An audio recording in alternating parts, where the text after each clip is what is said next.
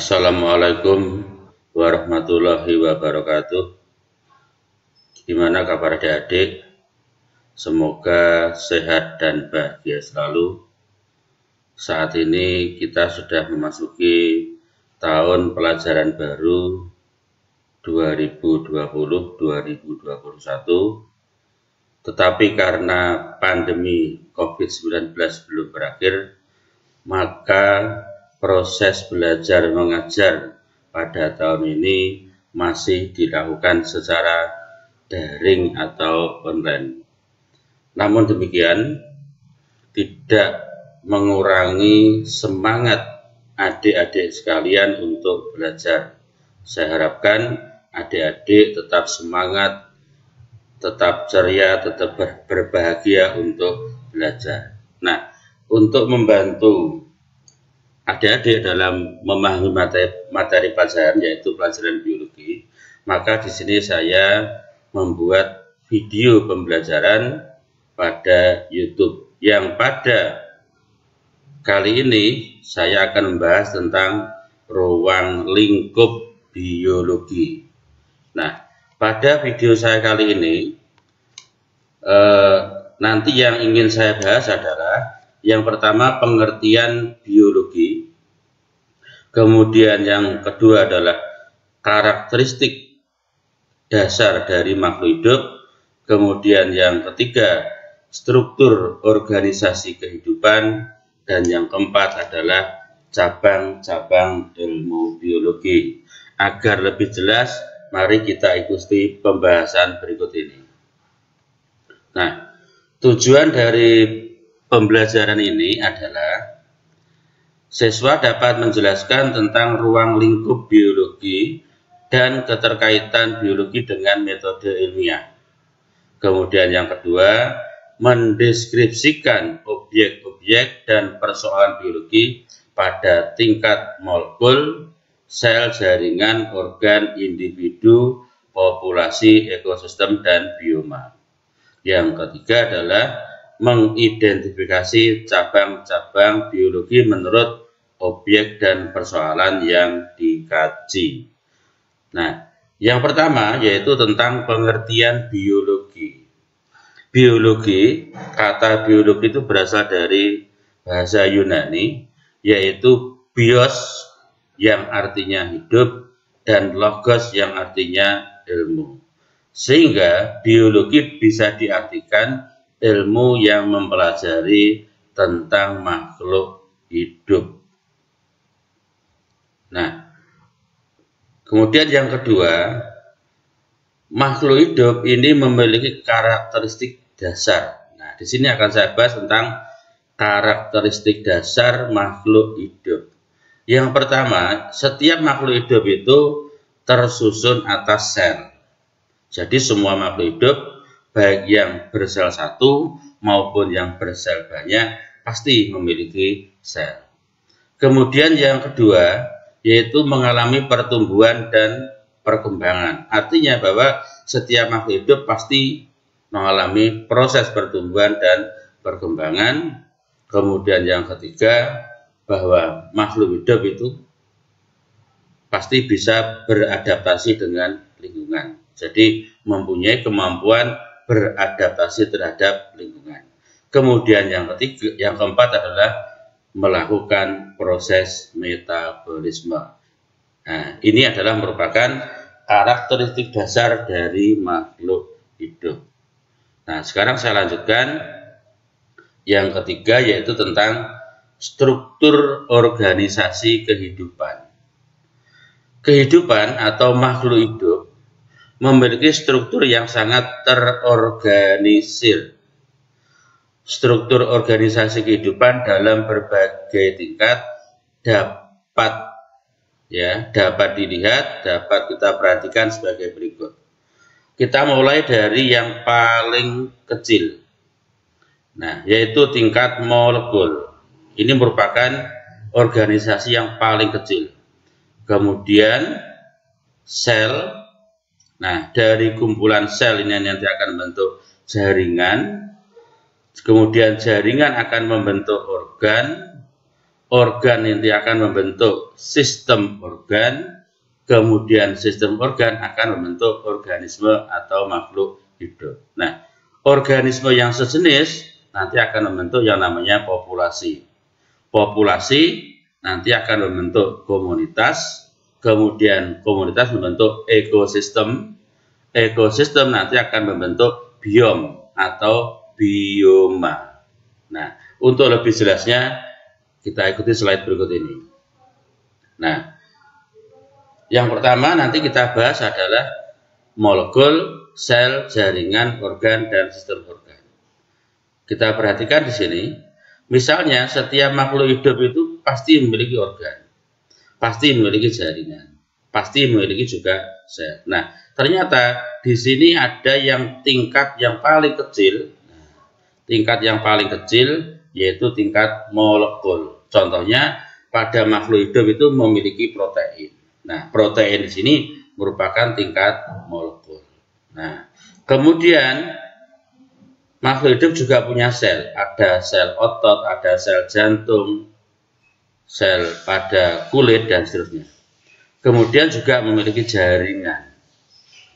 Nah, jaringan ini nanti akan membentuk organ. Nanti ada organ jantung misalnya, ada paru-paru, ada organ, ya ada jantung, ada paru-paru, kulit, dan seterusnya. Nah, kemudian nanti dari organ ini nanti akan membentuk sistem organ. Nah, sistem organ ada sistem peredaran darah, ada sistem pernapasan, ada sistem ekskresi, ada sistem reproduksi, dan lain-lain. Nah, kemudian nanti adik-adik ini saya teruskan untuk slide berikutnya. Sistem organ nanti akan membentuk yang namanya organisme atau makhluk hidup. Nah, pada tingkatan makhluk hidup itu ada istilah yang namanya individu. Individu itu adalah makhluk hidup tunggal. Misalnya, contohnya di sini adalah seorang anak perempuan, atau bisa juga seorang anak laki-laki. Misalnya seekor gajah, seekor sapi, dan seterusnya. Itu adalah individu. Kemudian individu itu membentuk populasi. Populasi itu adalah kumpulan individu yang sejenis. Misalnya di sini ada kelompok orang atau kelompok manusia. Ini bisa dikatakan populasi. Jadi kalau populasi itu pasti lebih dari satu. Ada kelompok domba, dombanya lebih dari satu. Jadi sesama domba itu juga masuk kategori populasi. Atau bisa juga itu pada tumbuhan. Misalnya kalau di sawah, ya misalnya ada sekelompok tanaman padi, ya itu juga bisa dikatakan populasi. Nah, kemudian dari populasi tadi membentuk yang namanya komunitas. Nah, misalnya di sawah terdapat berbagai populasi. Ada populasi manusia, jadi kumpulan manusia. Ada kumpulan hewan atau populasi hewan, ya, misalnya ada burung, ya, atau mungkin hewan-hewan yang lain. Kemudian ada populasi tumbuhan, misalnya populasi tumbuhan padi, populasi tumbuhan jagung. Nah, yang saling berinteraksi itu membentuk komunitas. Jadi, sekumpulan populasi yang saling berinteraksi itu disebut dengan komunitas. Komunitas ini kemudian berinteraksi lagi dengan faktor-faktor abiotik. Nah, jadi nanti ada faktor biotik, ada faktor abiotik. Kalau yang biotik itu adalah faktor yang berkaitan dengan makhluk hidup, kalau abiotik faktor yang berkaitan dengan benda-benda mati. Seperti di sini ada suhu, cahaya, pH, kelembapan, tanah, batu, dan lain-lain itu merupakan faktor abiotik. Nah, interaksi ini ya, interaksi ini nanti maka nanti akan membentuk suatu ekosistem. Nah, dalam contoh yang saya berikan ini, contohnya adalah ekosistem sawah. Bisa juga nanti ekosistem, misalnya kalau di laut, ekosistem air laut. Ada juga ekosistem air tawar, dan seterusnya. Nah, kemudian dari ekosistem nanti membentuk yang namanya biom. Ada yang mengatakan biom, ada yang mengatakan bioma. Apa biom atau bioma itu? Biom atau bioma adalah formasi ekologi yang mencakup baik hewan maupun tumbuhan dalam suatu lokasi tertentu. Nah, bioma atau biom ini biasanya diidentifikasikan atas vegetasi yang khas atau vegetasi yang dominan. Nah, misalnya nanti ada namanya biom hutan bakau. Mengapa dikatakan biom hutan bakau? Karena yang dominan adalah tumbuhan bakau. Ada lagi biom kerangas. Ada lagi nanti contoh yang lain ada bioma gurun atau biom gurun. Mengapa dikatakan gurun? Karena yang dominan adalah padang pasir atau pasir. Kemudian ada biom padang rumput karena yang dominan adalah rumput. Ada biom hutan hujan tropis. Ada bioma lagi yaitu biom taiga. Taiga ini hutan konifer. Biasanya kalau biom taiga itu yang dominan adalah tumbuhan yang daunnya berbentuk seperti jarum. Contohnya apa? Misalnya tumbuhan pinus. Kemudian ada lagi biom tundra. Mengapa dikatakan tundra? Karena yang khas atau yang dominan adalah padang lumut atau lumut. Ini biasanya di daerah kutub ya. Misalnya contoh di daerah kutub utara itu nanti ada namanya daerah Greenland. Nah, itu merupakan daerah padang lumut. Nah, di dalam gambar ini saya contohkan adalah bioma atau biom hutan hujan tropis. Jadi di negara kita ini merupakan daerah yang khatulistiwa sehingga masuk kategori biom atau bioma hutan hujan tropis. Nah, kemudian yang berikutnya yang ingin saya bahas adalah cabang-cabang ilmu biologi. Nah, biologi ini kan sifatnya umum. Biologi itu ilmu yang sifatnya umum. Nah, oleh karena itu nanti biologi ini memiliki cabang-cabang. Misalnya itu ada namanya virologi. Ini adalah cabang biologi yang mempelajari tentang virus. Ada lagi mikologi. Mikologi itu adalah cabang biologi yang mempelajari tentang jamur. Kemudian ada lagi zoologi, yaitu cabang biologi yang mempelajari tentang hewan. Ada botani. Nah, botani itu adalah cabang biologi yang mempelajari tentang tumbuhan. Ada entomologi, itu cabang biologi yang mempelajari tentang serangga. Dan masih banyak yang lain untuk cabang-cabang biologi ini. Nah, di dalam tampilan ini bisa adik-adik baca ada namanya anatomi. Nah, anatomi itu cabang biologi yang mempelajari tentang organ dalam dari makhluk hidup. Ekologi ini merupakan cabang biologi yang mempelajari tentang lingkungan. Ada lagi misalnya bakteriologi. Ini merupakan cabang biologi yang mempelajari tentang bakteri.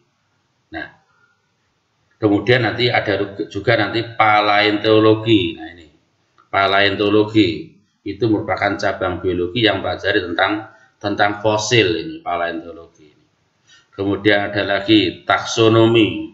Taksonomi itu merupakan cabang biologi yang mempelajari tentang klasifikasi makhluk hidup. Dan masih banyak nanti cabang-cabang biologi yang lain. Ini hanya beberapa contoh saja.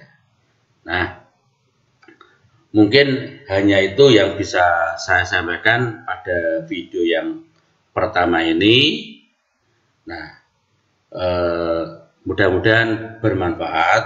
Sekiranya video ini bermanfaat, silahkan di-share atau dibagikan kepada teman-teman adik-adik sekalian. Dan yang belum subscribe, jadi kalau nanti dilihat pada komputer, pada laptop, atau pada HP dari adik-adik sekalian, kalau tulisan subscribe-nya itu masih berwarna merah, silahkan klik agar nanti adik-adik selalu mendapatkan informasi terbaru dari Mas Darwoto channel ini. Mudah-mudahan bermanfaat, ada kurang lebihnya mohon maaf. Mudah-mudahan kita selalu sukses, sehat, dan bahagia selalu. Wassalamualaikum warahmatullahi wabarakatuh.